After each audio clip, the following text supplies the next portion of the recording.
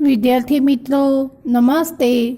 ચાલો આપણે ધોરણ 5 ગુજરાતી વિષયનું પાઠ્યપુસ્તક અને નોટબુક બોલપેન સાથે રાખવાની છે. તો આપણે પાઠ 9 કદરમાં ભાષા સજ્જતા વ્યાકરણ પર આવ્યા હતા, જે પેજ નંબર 52 પર આપેલ છે. તો આપણે નોટબુકમાં ચલો લખો, જ્યાં રૂઢિપ્રયોગો પૂરા થયા હતા ને એની નીચે લખો વ્યાકરણ, પછી લખો મોટા અક્ષરે વ્યાકરણ લખ્યું, એની નીચે લખો તળપદા શબ્દો. તળપદા શબ્દો. હવે એની નીચે લખો તળપદા શબ્દો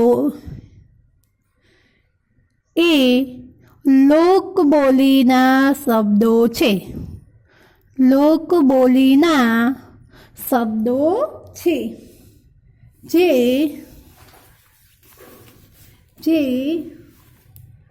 તમારા પ્રદેશ કે વિસ્તારમાં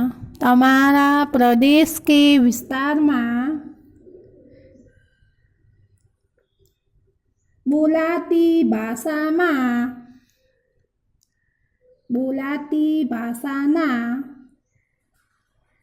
શબ્દો છે.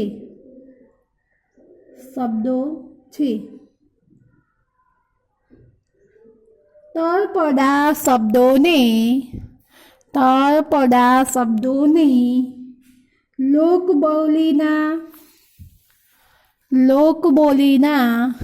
કે પ્રાદેશિક શબ્દો પણ કહે છે. તળપદા શબ્દોને લોકબોલીના કે પ્રાદેશિક શબ્દો પણ કહે છે. હવે લખો તળપદા શબ્દો. લખો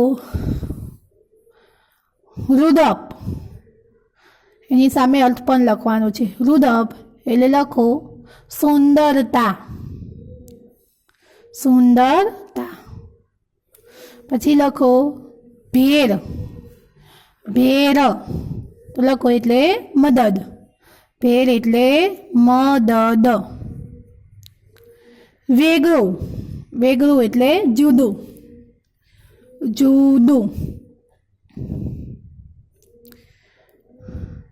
વગેરે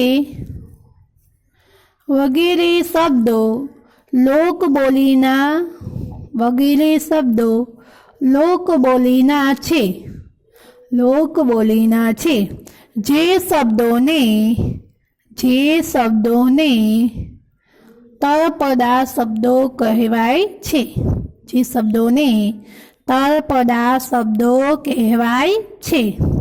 બરાબર. હવે આપણે સ્વાધ્યાય જોઈશું. તળપદા શબ્દોમાં તમને સમજ પડી ગઈ. તળપદા શબ્દો એટલે આપણે જુઓ, આપણા પાઠમાં જેવા લોકબોલીના ત્યાંનો પ્રદેશ, ત્યાંનો વિસ્તાર છે, એ વિસ્તારને અનુરૂપ ભાષા વપરાય છે. કહેવત છે ને કે 12 ગાઉએ બોલી બદલાય. એટલે કે ત્યાંના પ્રદેશને અનુરૂપ જે શબ્દો વપરાય છે. ગામડામાં જો ઘણી જગ્યાએ પાણીને પોઈ કે, આમ જુઓ મહેસાણા બાજુ જશો, પાટણ બાજુ, તો એ લોકો પાણી નહીં કહે ચોખ્ખા શબ્દમાં. આપણે અહીંયા પાણી કહીએ છીએ ને, એ લોકો પોઈ કહે, તો એ તળપદા શબ્દો કહેવાય. પછી આપણે એવું કહીએ 5 વાગે અમે છૂટી ગયા, તો એ લોકો શું કહે 5 વાગે છૂટ્યા એવું કહે. એટલે આ તળપદા શબ્દો કહેવાય. સમજ પડી ને? તમે પણ જુઓ, તમે જ્યારે નાના ધોરણમાં, પહેલા ધોરણમાં આવો છો ત્યારે તમે પણ એવા તમારા ઘરમાં બોલાતા લોકબોલીના શબ્દો અમુક વાપરતા હો છો. પછી જ્યારે તમે શાળામાં આવો એટલે શિસ્તબદ્ધ શબ્દોનો ઉપયોગ કરતા થાવ. આમ પ્રાદેશિક શબ્દોનો ઘણા ઉપયોગ કરતા હોય છે, જેને તળપદા શબ્દો કહેવાય. હવે સ્વાધ્યાય. જો તમારે લખવા નથી, હું અહીંયા તમને સમજાવું છું, પછી તમને ઘરેથી લેસનમાં આપીશ. પ્રશ્ન 1. નીચેના દરેક પ્રશ્નોનો ઉત્તર એક વાક્યમાં લખો. નીચેના દરેક પ્રશ્નોનો ઉત્તર એક વાક્યમાં લખો. તો એમાં પહેલો છે વાલો કેસરીયો કોણ હતો? વાલો કેસરીયો કોણ હતો? તો જવાબ છે વાલો કેસરીયો ચારણ જાતનો માણસ હતો. તે ઘોડાઓ લેવાનો અને વેચવાનો ધંધો કરતો હતો. વાલો કેસરીયો ચારણ જાતનો માણસ હતો. તે ઘોડાઓ લેવાનો અને વેચવાનો ધંધો કરતો હતો. 2 વાલો કેસરીયો શેનો વેપારી હતો? તો જવાબ 2 વાલો કેસરીયો ઘોડાઓનો વેપારી હતો. વાલો કેસરીયો ઘોડાઓનો વેપારી હતો. આગળ, મરાઠા યુવાન માથે કઈ આફત આવી હતી? મરાઠા યુવાન માથે કઈ આફત આવી હતી? તો જવાબ 3 મરાઠા યુવાન માથે 500 રૂપિયાનું બિલ ભરવાની આફત આવી હતી. મરાઠા યુવાન માથે 500 રૂપિયાનું બિલ ભરવાની આફત આવી હતી. 4 વાત ખર્ચી કાઢવા કેસરિયાએ શું વેચ્યું? વાત ખર્ચી કાઢવા કેસરિયાએ શું વેચ્યું? તો જવાબ 4 વાત ખર્ચી કાઢવા કેસરિયાએ રનોલીમાં ઘોડો વેચ્યો. વાત ખર્ચી કાઢવા કેસરિયાએ રનોલીમાં ઘોડો વેચ્યો. 5 વાલા કેસરિયાની કદર કોણે કરી? વાલા કેસરિયાની કદર કોણે કરી? તો જવાબ 5 વાલા કેસરિયાની કદર રાઘોબા શેઠે કરી. વાલા કેસરિયાની કદર રાઘોબા શેઠે કરી. હવે પ્રશ્ન 2 આપણે લખવાનો નથી એટલે હું નથી સમજાવતી. પ્રશ્ન 3 નીચેના વાક્યો કોણ બોલે છે અને કોને કહે છે તે લખો. 1 શેઠ કેટલા રૂપિયાનું લેણું? આંકડો બોલો. તો અહીંયા વાલો કેસરીયો શેઠને કહે છે. જવાબ વાલો કેસરીયો શેઠને કહે છે. 2 સામે જો, ભાઈ તારો માર્ગ તારી રાહ જોવે છે, હાલતો થા. આવું કોણ બોલે છે વિદ્યાર્થી મિત્રો? તો શેઠ વાલા કેસરિયાને કહે છે. લખો શેઠ બોલવાનું. તો તમે એવો જવાબ લખી શકો કે શેઠ વાલા કેસરિયાને કહે છે. 3 અરે બાપ કાંક ભૂલ થતી લાગે છે, હું તો ઘોડાઓનો સોદાગર. અરે બાપ કાંક ભૂલ થતી લાગે છે, હું તો ઘોડાનો સોદાગર. વાલો કેસરીયો સરદારને કહે છે. વાલો કેસરીયો કહે છે. વાલો કેસરીયો મનમાં કહે છે તો પણ ચાલ. અરે બાપ કાંક ભૂલ થતી લાગે છે. વાલો કેસરીયો ઘોડાઓના ઘોડે સવારને કહે છે. વાલો કેસરીયો ઘોડે સવારને કહે છે. 4 તમારું નામ થામ ન આપો તો તમને મારા છોકરાના સમ છે. રાઘોબા કેસરિયાને કહે છે. રાઘોબા કેસરિયાને કહે છે. આગળ, જગદંબા તમારી ભેર કરે. તો લખો તેનો જવાબ આવશે આઈ કેસરિયાને કહે છે. આઈ કેસરિયાને કહે છે. પ્રશ્ન 4 નીચેના વાક્યોને વાર્તાના ક્રમમાં ગોઠવીને ફરીથી લખો. તો અહીંયા 3 નંબરનું વાક્ય છે એ પહેલાં આવશે. આવી રૂપકડી કરણકી નદીના કાંઠે ગરણી ગામ આવેલું છે. તો એની બાજુમાં એક લખી દો અત્યારે બુક ચોપડીમાં. પછી આવશે વાલો કેસરીયો એક દી વડોદરામાં જઈને ઊભો રહ્યો. વાત ખર્ચીની વધેલી 500 રૂપિયાની વાસણી કેરે બાંધી છે. આ 1 નંબરનું છે એ બીજા નંબરે આવશે. પછી 2 નંબરનું છે એ ત્રીજા ક્રમે આવશે. એલા તાંબાનું પતરું લાવો. મારી કદર મારે મોઢે બોલાવું વે એટલે હાવ. અહીંયા 4 નંબર, અહીંયા 5. જો આમાં કંઈ ફેરફાર હશે તો હું કહી દઈશ તમને, બરાબર. મારી કદર મારે મોઢે બોલાવો એટલે હાવ. કહે છે કે મારી કદર છે એ મારા મોઢે તમે બોલાવો એટલે બહુ. આગળ છે કે એલા તાંબાનું પતરું લાવો, બરાબર. હવે પ્રશ્ન 5, નીચેના શબ્દોના સમાનાર્થી શબ્દો લખો. કાંથો તો લખો કિનારો, કિનારો અથવા તટ. વેગળું એટલે જુદું અથવા અલગ.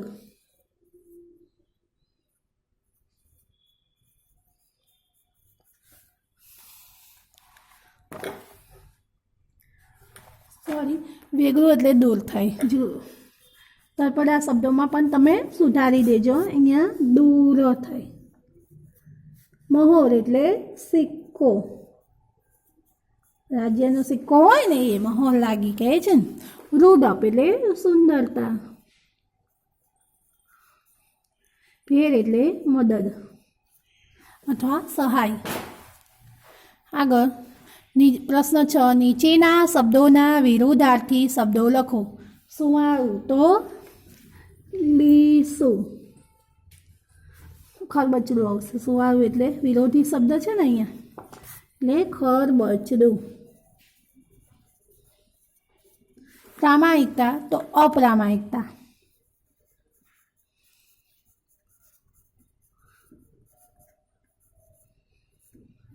શુદ્ધ તો સામે આવશે અશુદ્ધ. બાંધવું તો છોડવું. ગેરસમજણ તો સમજણ, બરાબર. ચોપડીમાં તમે મારી સાથે સાથે લખતા જજો. શું સમાનાર્થી શબ્દમાં કાંથો તો કિનારો, વેગળું તો દૂર, મહોર તો સિક્કો, રૂદપ તો સુંદરતા, ભેર તો મદય. મદદ. વિરોધાર્થી શબ્દ. સુવાળું તો લખવાનું ખરબચડું. પ્રામાણિકતા તો અપ્રામાણિકતા. શુદ્ધ તો અશુદ્ધ. બાંધવું તો છોડવું. ગેરસમજણ તો સમજણ. તો અહીંયા પ્રશ્ન 7 આવ્યા આપણે. નીચેના શબ્દોની સાચી જોડણી લખો. તો અહીંયા પ્રીત છે તો અહીંયા જોઈને લખી દો. અહીંયા દીર્ઘય આવશે. પણ અહીંયા સોય છે તો અહીંયા દીર્ઘય. તિરસ્કાર, જો અહીંયા દીર્ઘય છે ને તો અહીંયા સ્વય આવશે અને સસલાનો સ અડધો આવશે, કને જોડી દેવાનું. તિરસ્કાર. જિલ્લો તો અહીંયા દીર્ઘય છે તો અહીંયા હસોઈ આવશે, જિલ્લો. નિર્ણય તો નિર્ણય છે એની ઉપર લેફ આવશે. સ્તુતિ તો ત છે એમાં અહીંયા દીર્ઘવ છે, અહીંયા હસ્વઈ હસ્વ આવશે અને હસ્વઈ. જોઈ લો. પ્રીત, તિરસ્કાર, જિલ્લો, નિર્ણય, સ્તુતિ લખી દો. હવે પ્રશ્ન 8, નીચેના શબ્દ સમૂહો માટે એક એક શબ્દ આપો. આપણે અહીંયા લખવાનો છે, જગ્યા આપેલી જ છે. ઝાડ તેમજ વનરાજીથી ઘટાદાર. ઝાડ તેમજ વનરાજીથી ઘટાદાર. તો આપણે અહીંયા એનો જવાબ આવશે, લખો કુંજાર.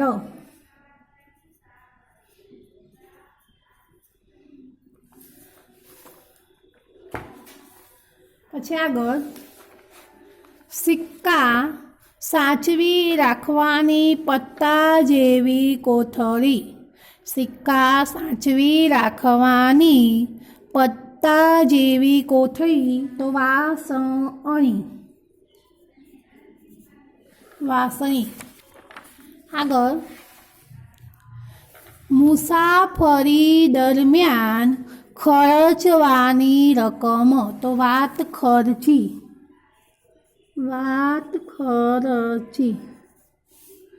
પૂરના પાણીની ઝડપે દોડનાર, તો પાણી પંથા, અહીંયા લખવાનું પાણી પંથા. ઘોડાને બાંધવાની જગા, તો લખો તબેલો, તબેલો. ગાયોનું મોટું ટોળું, તો ગોધણ, ગોધણ. ગાયોનું મોટું ટોળું, તો ગોધણ. પશુને ખાવાનું અનાજ, તો આવશે જોગાણ, જોગાણ. પ્રશ્ન 9. નીચેના કોષ્ટકમાં 5 જોડાક્ષરવાળા શબ્દો ફરતે લંબગોળ કરો. આ શબ્દોનો વાક્ય પ્રયોગ કરો. તો અહીંયા એવા 5 જોડાક્ષરવાળા શબ્દો છે, તો તેની ફરતે ગોળ કરવાનું. તો સ્તુતિ જુઓ છે, સ્તુતિ. ફિરસ્તો, ત્રીજી લાઈનમાં જુઓ, ત્રીજી અરલમાં. પછી બક્ષિસ સૌથી નીચે, બક્ષિસ. પછી ઉચ્ચાર, ઉચ્ચાર. પછી આવશે તિરસ્કાર. બરાબર. હવે વાક્યમાં પ્રયોગ કરવાનો છે. અહીંયા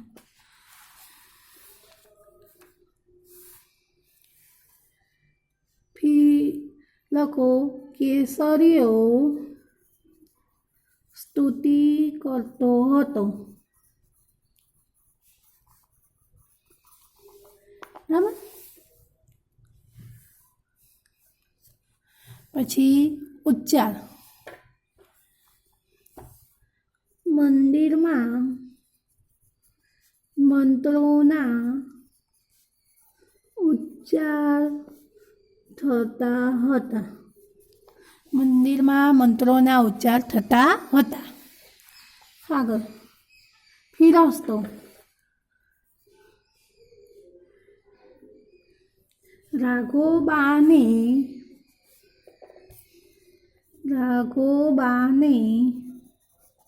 કેસરીઓ ફિરસ્તો લાગ્યો. રાઘોબાને કેસરીઓ ફિરસ્તો લાગ્યો. ચોથું બક્ષિસ. રાઘોબા શેઠે કદર કરી બક્ષિસ આપી. પાંચમું તિરસ્કાર. કેસરિયાએ વડોદરાનો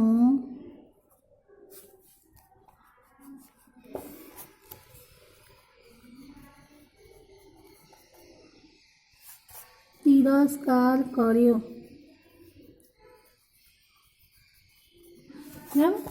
આ આપણે ખાલી ચોપડીમાં જ લખવાનું, નોટમાં લખવાની જરૂર નથી. તો આજનું લેસન સાંભળી લેજો વિદ્યાર્થી મિત્રો. પ્રશ્ન 1 નોટમાં લખવાનો. ત્રીજો પ્રશ્ન 1, 3, પછી 5, 6, 7, 8.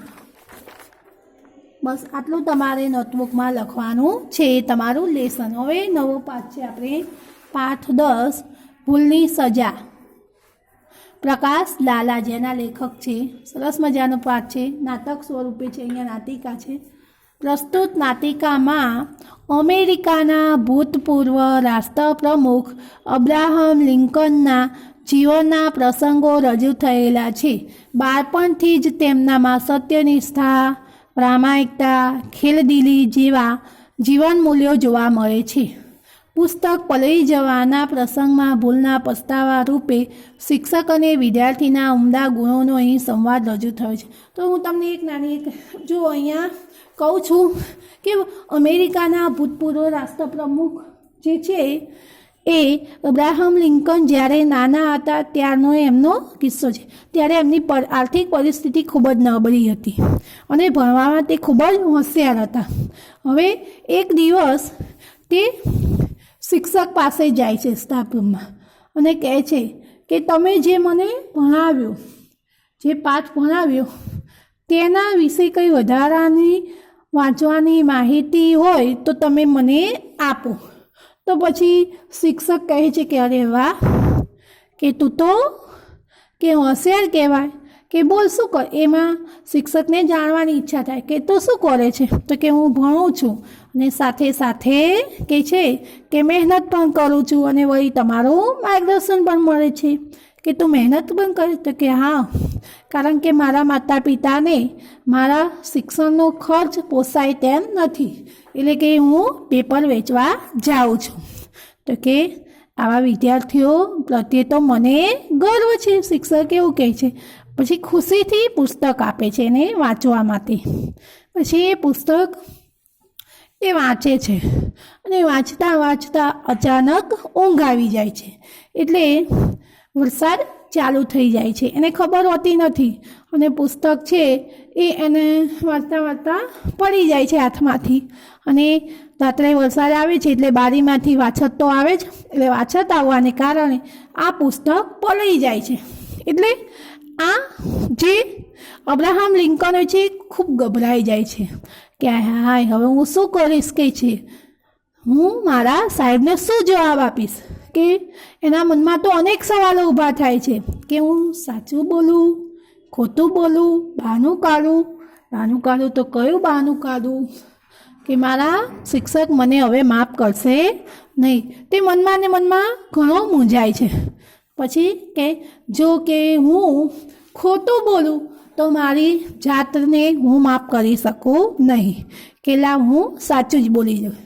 પછી સાહેબને સાચું કહી દે છે અને પછી કહે છે કે તમે મને સજા કરો. પછી સાહેબ કહે છે કે હું તને કઈ સજા કરું, કહે છે તો કે ગમે તે તમે મને કામ સોંપો, હું તમારા ઘરે કરી જઈશ. સાહેબ ના પાડે છે. પછી બંને વચ્ચે ડિસ્કશન થાય છે. પછી અંતે કહે છે કે સારું, ત્યારે તું ભૂલના પસ્તાવા રૂપે તું મારા ઘરે આવીને બાગકામ કરી જજે, છોડને પાણી પીવડાવજે. આમ એક શિક્ષક અને એક વિદ્યાર્થી વચ્ચેનો જે સંબંધ છે એ સંબંધ અહીંયા સરસ મજાનો રજૂ થયેલો છે, તે આપણે જોવાનો છે. સરસ મજાનું આ નાટકમાં વિદ્યાર્થી અને શિક્ષકોનું વચ્ચેની જે લાગણીઓ છે એ સરસ રજૂ થયેલી છે, એ આપણે જોઈશું. સ્થળ શાળાનું ટીચર્સ રૂમ. જો અહીંયા કેટલાક અંગ્રેજી શબ્દો પણ આવશે, કારણ કે અમેરિકાના ભૂતપૂર્વ રાષ્ટ્રપ્રમુખે લખાયેલું છે. એટલે સ્થળ એટલે જગ્યા, ટીચર્સ રૂમ એટલે સ્ટાફ રૂમ કહો છો ને, એ શિક્ષકોનો રૂમ. અંદર 2-3 શિક્ષકો વાતો કરે છે. ટીચર્સ રૂમમાં, શિક્ષકોના રૂમમાં, સ્ટાફ રૂમમાં 2-3 શિક્ષકો વાતો કરે છે, લખે છે વગેરે દરેક ક્રિયાઓ કરી રહ્યા છે. બાળક વિદ્યાર્થી અબ્રાહમ લિંકન પ્રવેશતા. વિદ્યાર્થી છે એ સ્ટાફ રૂમમાં પ્રવેશે છે, એટલે પ્રવેશતા પહેલાં જો લિંકન કહે મે આઈ કમ ઇન સર. લિંકન કહે છે કે હું આવી શકું છું સાહેબ અંદર. તમે હોય તો સ્ટાફ રૂમમાં શિક્ષકોને ક્યારેય પૂછવાનું ખરું? મન ફાવે ત્યારે આવી જવાનું. આ શિસ્તના ગુણો જોવા મળે છે. જુઓ, લિંકન સ્ટાફ રૂમમાં પ્રવેશતા પહેલાં પૂછે છે, પરમિશન લે છે. તમારે પણ આમાંથી શીખવું જોઈએ. શિક્ષક કહે યસ, ઊંચી જોઈને અરે લિંકન તું છે, આવ બોલ, કેમ ચાલે છે તારો અભ્યાસ? શિક્ષક કહે હા, ઊંચી જોઈને અરે લિંકન તું છે, તું આવ્યો છું, કહે છે બોલ તારો અભ્યાસ, તારું ભણવાનું કેમનું ચાલે છે, કહે છે. લિંકન કહે મહેનત કરું છું, વળી આપનું માર્ગદર્શન પણ મળે છે. લિંકન કહેવા લાગ્યો કે હું મહેનત કરું છું અને જ્યારે મારે તમારું માર્ગદર્શન જોઈએ ત્યારે તમે મને આપો છો. શિક્ષક કહે, વેરી ગુડ, મેં સાંભળ્યું છે કે ભણવાની સાથે સાથે તો નોકરી પણ કરે છે. શિક્ષક કહે, ઘણું સારું, પરંતુ મેં સાંભળ્યું છે કે તું ભણવાની સાથે સાથે નોકરી પણ કરે છે, તે વાત સાચી છે? લિંકન કહે, જી. લિંકન કહે, હા, સાચી વાત છે. શિક્ષક કહે, તારા મા બાપ, એટલે શિક્ષક એવું કહેવા માગે છે કે તારા માતા પિતા શું કરે છે? લિંકન કહે, તેઓને મારા શિક્ષણનો ખર્ચ પરવડે તેમ નથી, એટલે હું પોતે જ મારા માતા પિતાને મારા શિક્ષણનો ખર્ચ પોસાય તેમ નથી, એટલે હું પોતે જ નોકરી કરું છું, એવું કહેવા જાય. ત્યાં શિક્ષક સમજી જાય છે. શિક્ષક કહે, સમજી ગયો. હા, તારા જેવા પરિશ્રમ પ્રિય વિદ્યાર્થી માટે મને ગર્વ છે કે હા, હું સમજી ગયો. તારા જેવા મહેનતુ વિદ્યાર્થી માટે મને ગર્વ છે. લિંકન કહે, થેન્ક યુ સર, મારી અચકાઈને. લિંકન કહે, આભાર સાહેબ. અચકાઈ જાય છે. શિક્ષક કહે, નિસંકોચ, જે કહેવું હોય તે બોલ. કહે, સંકોચ રાખીશ નહીં, જે કહેવું હોય તે કહી નાખ. જો અહીંયા શિક્ષકો બેઠેલા છે સ્ટાફ રૂમમાં, અને આ અબ્રાહમ લિંકન છે જો ઊભો છે ને ચિત્રમાં. હવે પાછળ જોઈએ આપણે. લિંકન કહે, આપે ક્લાસમાં ગઈકાલે જે પાઠ શીખવ્યો તે વિશે વધુ જાણવાની મારી ઈચ્છા છે, તો એ માટે બીજી કોઈ ચોપડી જો આપની પાસે હોય તો અને મને વાંચવા. લિંકન કહેવા લાગ્યો કે તમે ગઈકાલે વર્ગમાં જે પાઠ શીખવ્યો હતો, ભણાવ્યો હતો, તેના વિશે વધારે જાણવાની મારી ઈચ્છા છે, તો જો આપની પાસે બીજી કોઈ ચોપડી હોય તો મને વાંચવા માટે આપો. શિક્ષક કહે, હશે ને, આપીશ. તારા જેવા જિજ્ઞાસુ વિદ્યાર્થીને પુસ્તક આપીને મને આનંદ થશે. ખાનામાંથી પુસ્તક કાઢીને આપે છે. શિક્ષક વિદ્યાર્થીને કહેવા લાગ્યા કે હસવા લાગ્યા, હસીને કહેવા લાગ્યા કે આપીશ, જરૂર આપીશ. તારા જેવા જિજ્ઞાસુ એટલે જાણવાની ઈચ્છાવાળા વિદ્યાર્થીને પુસ્તક આપીને મને ખૂબ જ આનંદ થશે. એટલે સાહેબ છે ખાનામાંથી ચોપડી કાઢીને આપે છે. તો વિદ્યાર્થી મિત્રો આગળ જોઈએ. લિંકન કહે, આભાર સાહેબ, 2-3 દિવસમાં જ હું આપને ચોપડી પાછી આપી દઈશ. લિંકન કહેવા લાગ્યો, સાહેબ તમારો આભાર, 2-3 દિવસમાં હું વાંચીને ચોપડી પાછી આપી દઈશ. લિંકન કહે, શિક્ષક કહે, ઉતાવળ નથી, નિરાંતે વાંચીને પછી આપજે. શિક્ષક કહે, મારે ઉતાવળ નથી, તું શાંતિથી વાંચીને પછી મને ચોપડી આપજે. લિંકન કહે ઊભો થઈને, thank you sir, thank you. Lincoln ઊભો થાય છે, સાહેબને કહે છે, આભાર સાહેબ, આભાર, તમારો ખૂબ ખૂબ આભાર. શિક્ષક કહે, ખૂબ પ્રગતિ કર બેટા, ખૂબ પ્રગતિ કર. શિક્ષક આશીર્વાદ આપે છે કે તું ખૂબ પ્રગતિ કર, ખૂબ પ્રગતિ કર. લિંકન ઊભો થઈને કહે છે, ઓકે સર, બાય. લિંકન ઊભો થઈને કહે છે કે સારું સાહેબ, આવજો. બાય એટલે આવજો. શિક્ષક કહે, યસ, આવજે. અબ્રાહમ લિંકન વિદાય લે છે. શિક્ષક કહે, હા, આવજે. અહીંયાથી અબ્રાહમ લિંકન હવે સ્ટાફ રૂમમાંથી વિદાય લે છે. દ્રશ્ય 1 પૂરું થયું હોય, દ્રશ્ય 2 ચાલુ થાય. જો અહીંયા ચિત્ર આપેલું છે ને અબ્રાહમ લિંકનનું, હવે દ્રશ્ય 2 આવ્યું. હવે જુઓ વિદ્યાર્થી મિત્રો, આ દ્રશ્ય છે એના ઘરનું છે. પહેલું હતું એ શાળાનું હતું, હવે બીજું છે એ અબ્રાહમ લિંકનના ઘરનું દ્રશ્ય છે. અબ્રાહમ લિંકનનું ગરીબ સ્થિતિનું ઘર, એની પરિસ્થિતિ ખૂબ જ નબળી હોય છે, એટલે એનું ઘર પણ પરિસ્થિતિ પ્રમાણે જ હશે ને. એટલે એનું ઘર કેવું હશે, આમ બહુ સગવડોવાળું હશે નહીં. રાતનો સમય છે એ રાતનો છે. ઘડિયાળનો ટીક ટીક અવાજ, પહેલાંના સમયમાં તો ઘડિયાળો હતી પણ કેવી હતી, ટકોરાવાળી, ટીક ટીક ટીક અવાજ આવે. લિંકન સૂતા શિક્ષકે આપેલું પુસ્તક વાંચે. લિંકન રાત્રે સૂતા સૂતા જે શિક્ષકે પુસ્તક વાંચવા માટે આપ્યું હોય છે ને તે પુસ્તક વાંચી રહ્યો હોય છે. ઊંઘ આવતા ઊંઘી જાય. પુસ્તક છાતી પર રહે છે. અચાનક તેને ઊંઘ આવી જાય છે અને જે ચોપડી છે એ એની છાતી પર રહે છે. પડખું ફરે ત્યારે પુસ્તક બીજી તરફ પડી જાય છે. પડખું ફરવા જાય છે અને અચાનક તેનું પુસ્તક છે એ પડી જાય છે, છાતી પરથી નીચે પડી જાય છે. સંગીત. Morning tune. લિંકનની અચાનક આંખ ખુલે છે. સંગીત વાગે છે. મોર્નિંગ એટલે સવારનું સંગીત વાગે છે, અલાર્મ વાગે છે અને અચાનક લિંકનની આંખ ખુલી જાય છે.